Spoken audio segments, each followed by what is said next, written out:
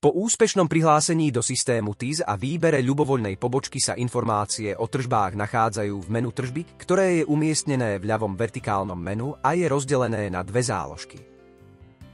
Denné tržby a mesačné tržby. V prípade, ak máte záujem kontrolovať konkrétnu dennú tržbu, stačí si nalistovať konkrétnu pobočku a dátum, ktorý chcete skontrolovať. Pomocou tlačidiel Podrobný súhrn alebo rozpis kategórií môžete získať detailnejšie informácie o tržbách.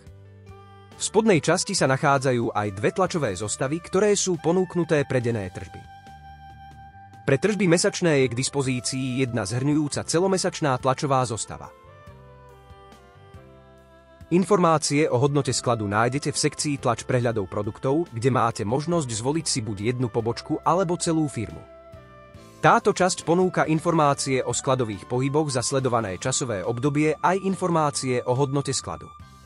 Ak zvolíte dátum v poli Skladové pohyby od a Skladové pohyby do, získate vo vygenerovanom Exceli informáciu o príjmoch a výdajoch produktov v danom dátumovom rozpätí.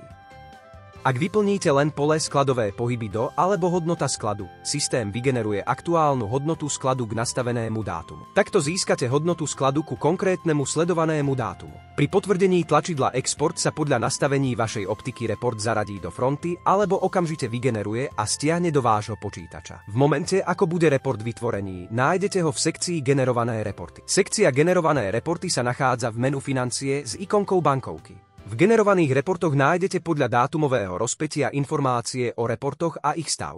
Úspešne vygenerovaný report môže byť v stave čakajúci, prebieha alebo ukončení, ktorý je už pripravený na stiahnutie.